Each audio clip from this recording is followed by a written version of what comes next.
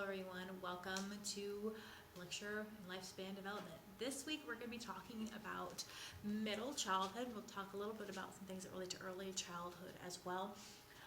And within this lecture will be the question that you need to respond to for the interactive assessment for the week. So make sure you pay attention. Okay, so one of the first things we're going to start with, the textbook talked about obesity and how this is an increasing problem, and it's related to a couple different factors. One of the things we're going to talk about is one factor that is related to that we sometimes see correlate with SES, Supplemental Nutrition Assistance Program, a lot of times referred to as SNAP food stamps.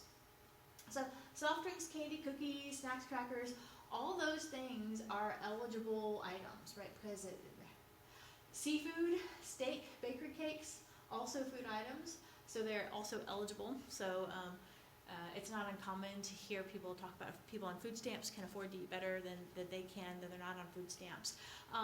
And partly that's because there is some people who don't know how to work a budget, so they spend all their money at the beginning of the month when they have food stamps, and they're out of money at the end. Partly that's also because there's no limits on what food stamps will cover. So even though these food stamps are paid for by taxpayers don't really get to set any parameters on them. So things that are very unhealthy but cheap and easy are covered by food stamps, so therefore they can be bought with that money. Energy drinks that have nutrition facts label are eligible for food. Again, if they don't have a nutrition label, they're not. Live seafood such as lobsters, fish, and shellfish may be purchased with SNAP benefits. So again, these are typically things that I would say the average income doesn't. The middle class family can't afford. SNAP benefits does cover them. Again, not saying SNAP benefits are always used to purchase them. That's a different thing, right? What they can buy and what they're actually used to purchase are different things. Gift baskets that contain both food and non-food items are not eligible for purchase unless, right? But if the value of the non-food item exceeds 50% of the purchase price, then they are. So if you have a gift basket and half of it are DVDs, or 55% of it is food and 45% of it is DVDs, then SNAP benefits could be used to buy a gift basket. So since the current definition of food is a specific part of the Act, right, the Supplemental Nutrition Assistance Program Act, any change to this definition would literally require an act of Congress. Several times, Congress has considered placing limits on types of food that can be purchased with the program. However, they concluded that designating foods as luxury or non-nutrition would be administratively costly and burdensome. So it's not that people think this is a bad idea. It's been pretty universally recognized that it'd be a really good idea. It'd be really helpful to a lot of people if restrictions could be placed on what was purchased with SNAP and what wasn't. But it's been concluded that it'd be too administratively costly. It could take a lot of time, it'd take a lot of procedures, takes a lot more paperwork. So this isn't the question for the interactive assessment, but just a question for you to think about is, do you think that's true? Do you think that it would be so administratively expensive that it shouldn't be done? Can you think of a way that it could be done that maybe would be more cost effective or easier? Can you think of a way that it could be implemented such that it wouldn't become a greater burden? So talking about obesity, right, because we do see pretty strong correlation between the unhealthy foods that are bought with food stamps and obesity. We see a pretty strong relation with those things. So talking about obesity itself for a little bit, 1 in 3 adults are considered to be overweight. So yep, that's not in the middle childhood phase, but there, 1 in 3 adults, 2013, 2014 data. 1 in 3 adults were considered to be obese. So again, keep in mind that overweight and obese are not the same thing.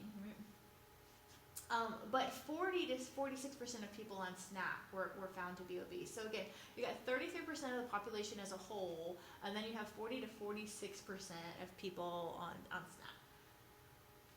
1 in 13 adults were considered to be extremely obese. 1 in 6 children and adolescents aged 2 to 19 were considered to be obese. And then, of course, keeping in mind, the body mass index and classification. So when we talk about obese, we're talking about a BMI of 30 plus. It is important to keep in mind that that even though this is what is technically used to classify obese, in not all cases is it correct. Somebody who is a competitive athlete or certainly a bodybuilder is going to knock this BMI score way off. If any of you have ever been competitive athletes or bodybuilders or something, you know that your BMI can shoot up real quick when you're actually still incredibly healthy.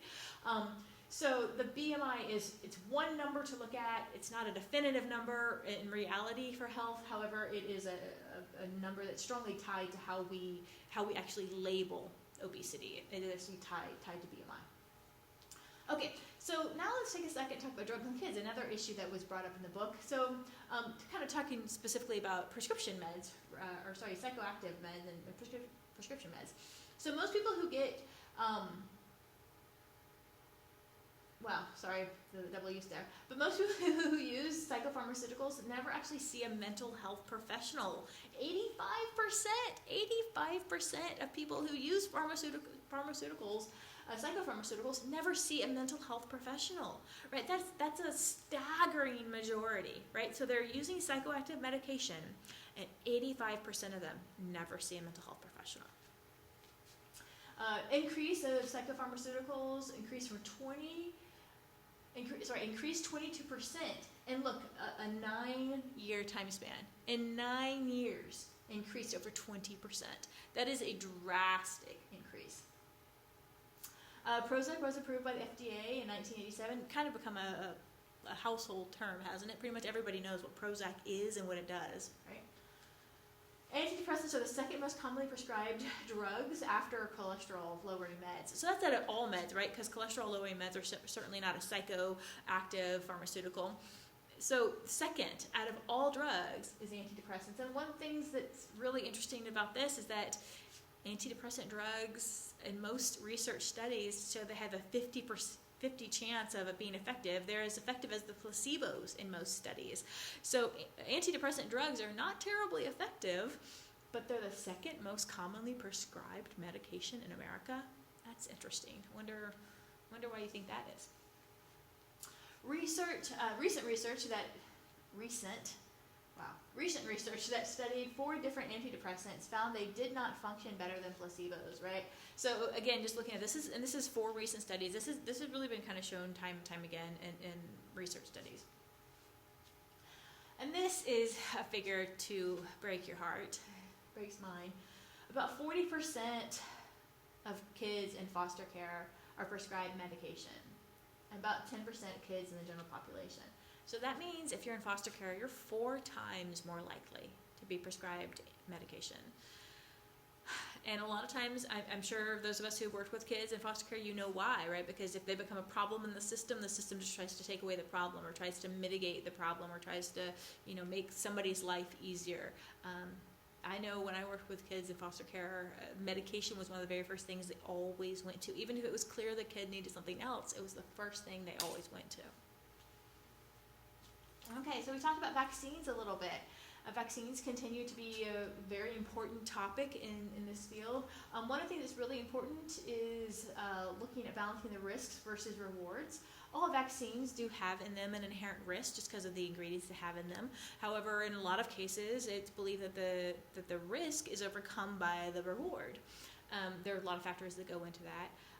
Certainly, if your child had no risk of getting something, then the risk of the vaccine wouldn't be worth it. For example, there's an Ebola vaccine.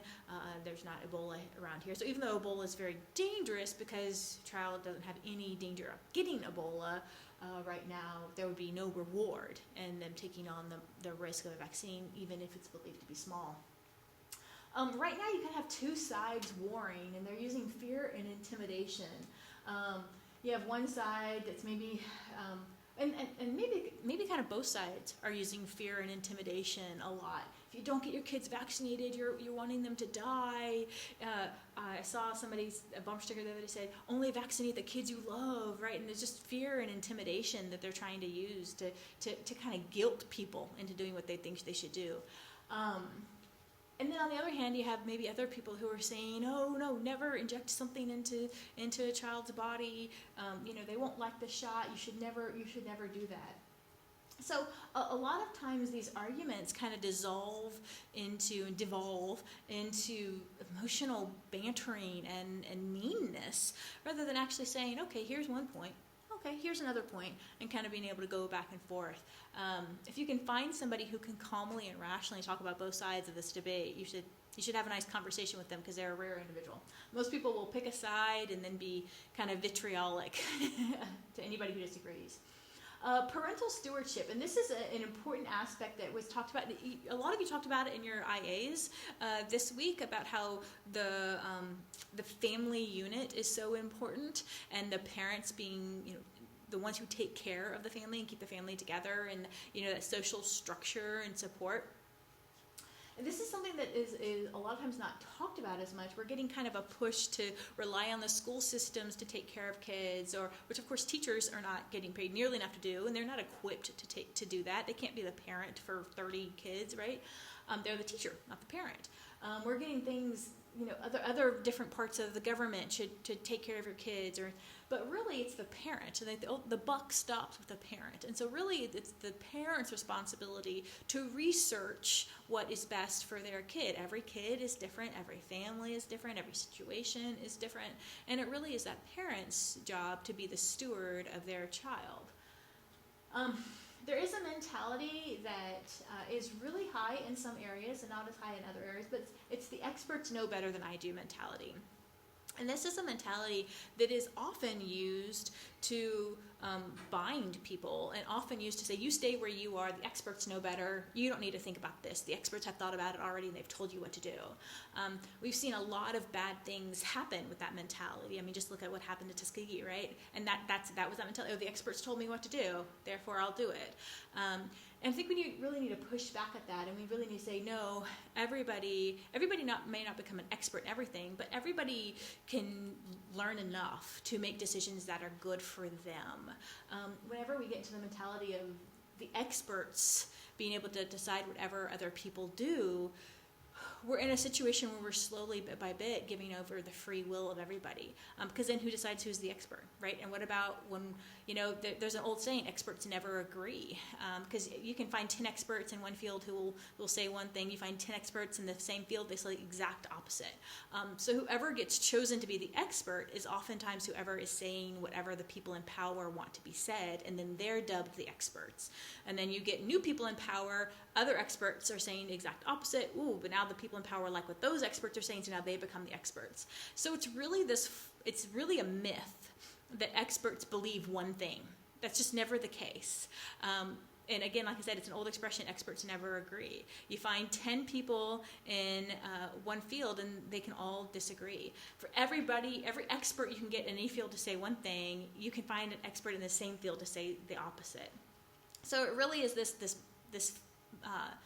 what we would call a fallacy, that there is an expert opinion and experts all agree that. Usually there's multiple different expert opinions, and just whoever is saying what the person in power wants to be said will get the title and the crown of expert.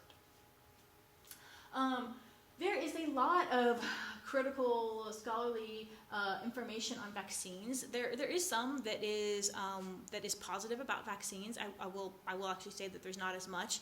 I think a lot of times people have not felt the need to do as much research on the benefits of vaccine. So certainly there is some. I'm not saying there's not, but there's just objectively not as much as there is critical.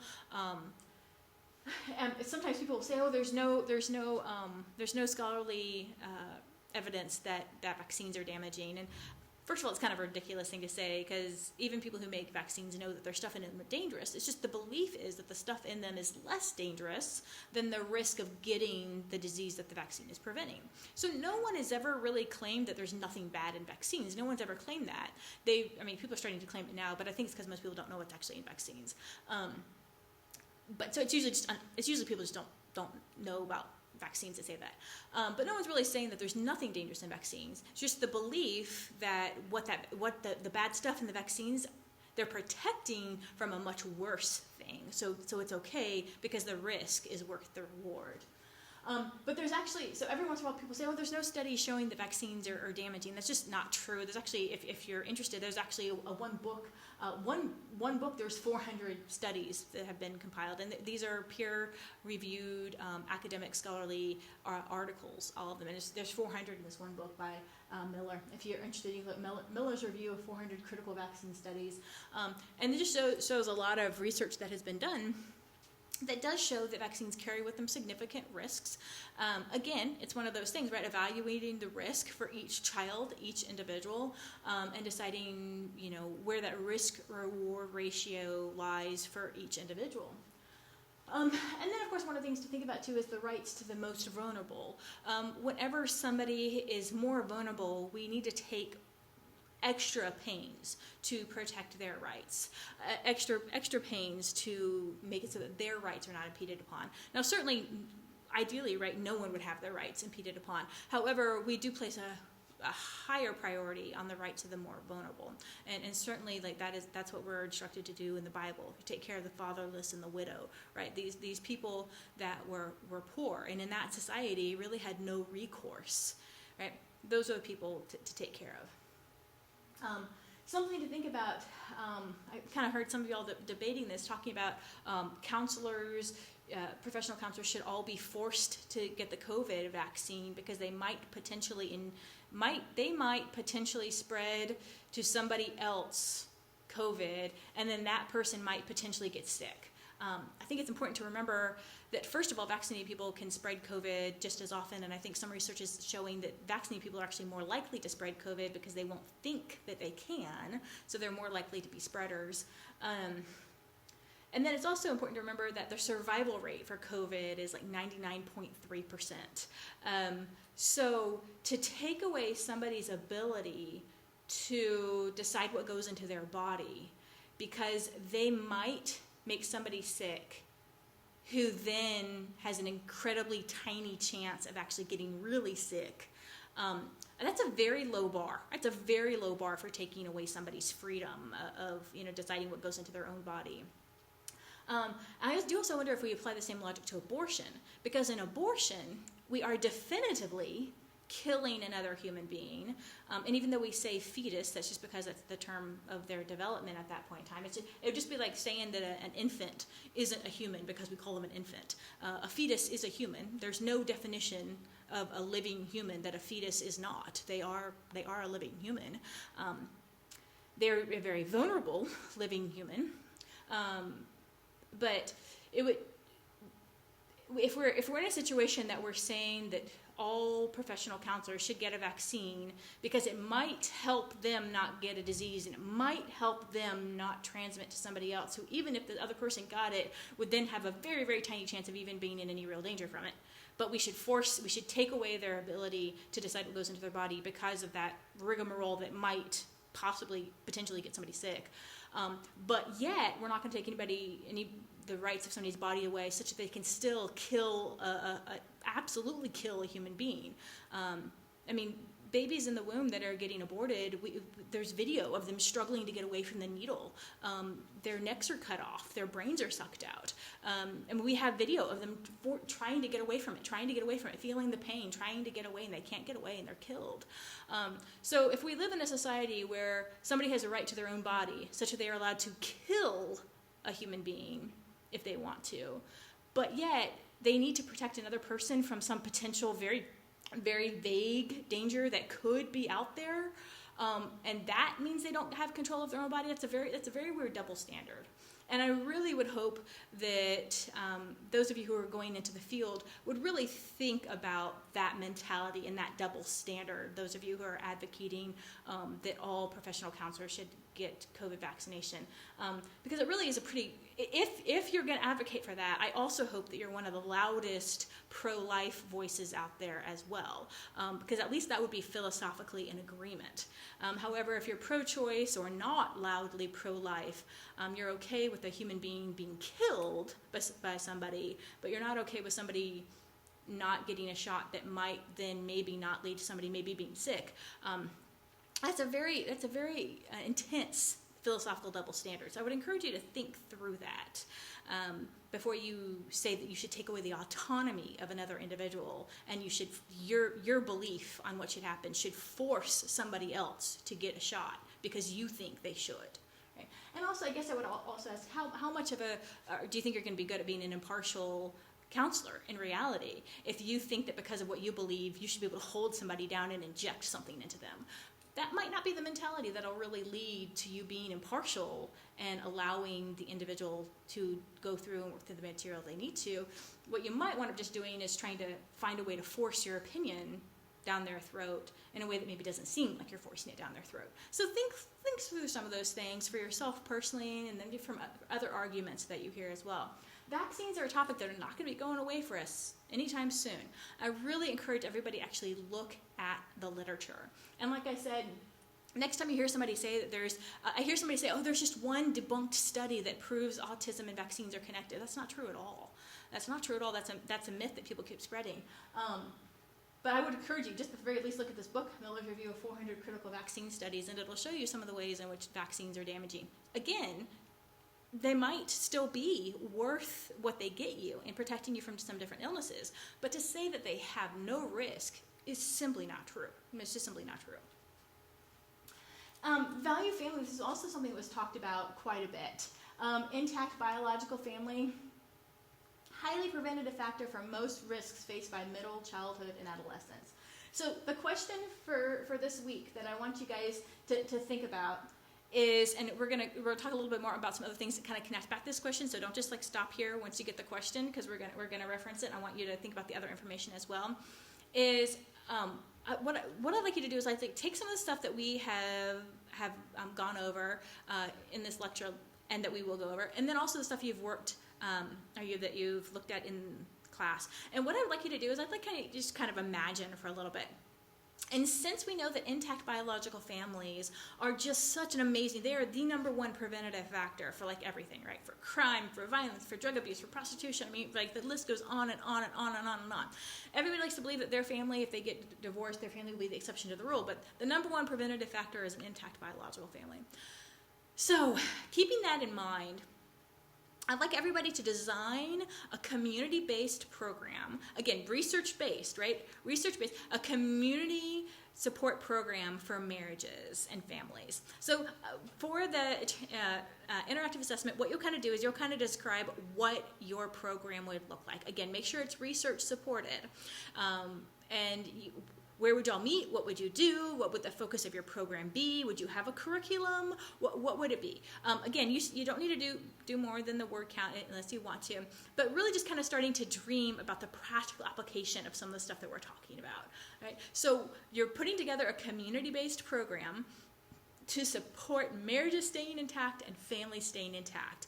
What would it look like? How would you do that? And again, supported by research. That is the interactive assessment question for you to review and explore this week. So boys who are fatherless from birth are more than 3 times more likely to go to jail. Broken homes correlated to higher crime. Poverty alone, this is something interesting. People don't talk about this. Poverty alone is not correlated with higher crime. Just by itself. If somebody is poor, but they come from an intact biological family, that is less correlated to crime, right? That is less correlated to crime than somebody from a more affluent broken home. But people don't talk about that. We think of poverty as being like the one ill, but it's not. Intact families are amazing preventative factors. Over 35% of children in single-parent homes live at the poverty level. Only 8% of children in intact families live in the poverty level. Intact families make more money even with less education. So for example, high school parents who have graduated from high school but intact family, that household will make more. Even if only one parent works, that household as a whole will make more, have more money than a household with a single parent who has a college degree. So again, we look at all these things being like, oh, if we just get more degrees, then they could get out of it. But it's not that. That would be nice, right? I mean, I'm sure it doesn't hurt, but the thing is really staying intact, right? The family staying intact, the mother and father being married before they have a child, and then staying together after and as that child is being raised.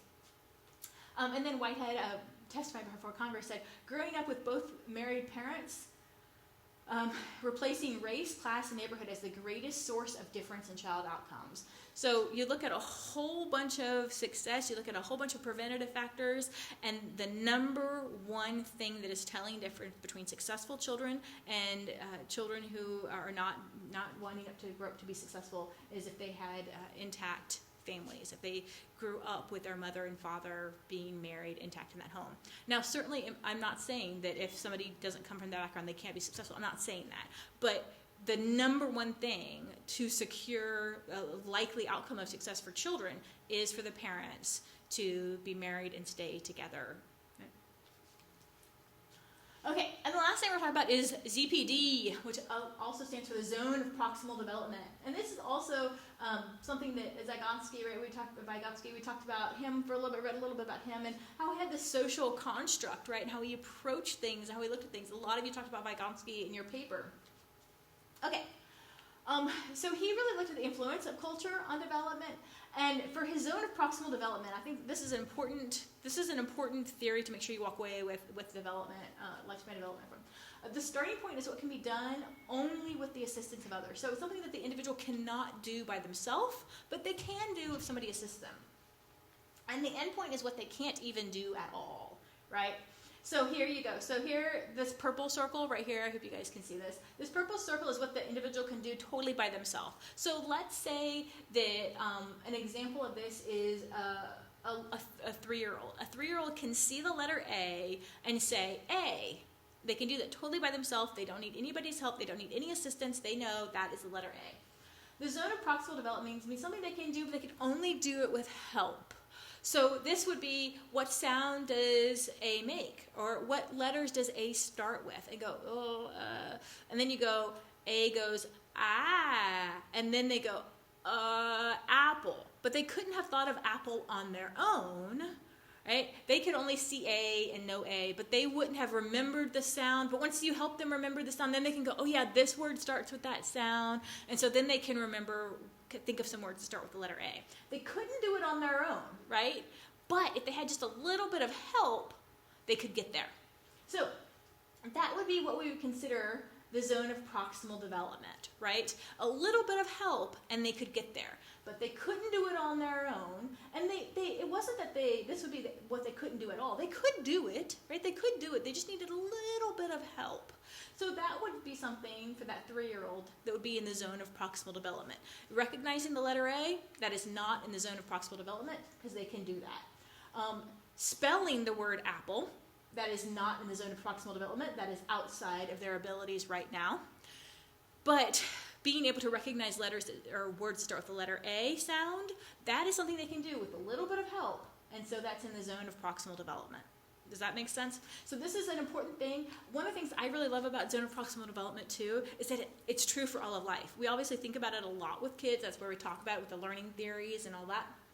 Learning development, but it's true in all of life. A lot of times, however, as adults, we like to think that we're capable of more than we are.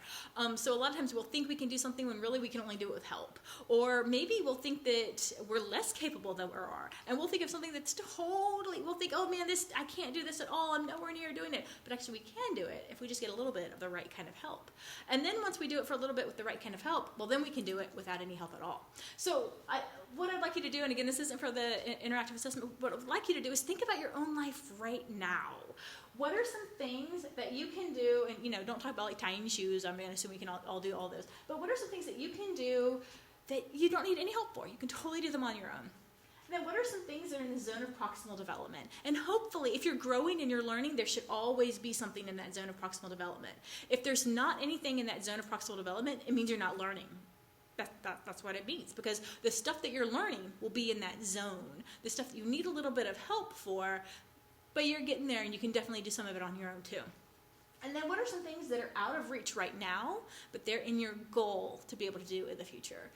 And again, these aren't things like getting my LPC, because that's out of your you can't do that right now just because you don't have a lot of things you need. But it's not necessarily your ability. So these are really your abilities. So what's an ability that you currently have that you don't need any help for? What's an ability that you have right now that you need a little bit of help with in order to execute, in order to do just right? And then what's an ability that it's out of your reach now, but man, You got your eye on it. You're going to get there soon one day. Okie dokie. I hope you guys all have a wonderful week. Don't forget to do your interactive assessment. If I've called them maternal assessments, I apologize. Interactive assessments. Remember to reach out to me if you have any questions or comments. I want to help you guys succeed, be as successful as you can be. Have a wonderful week.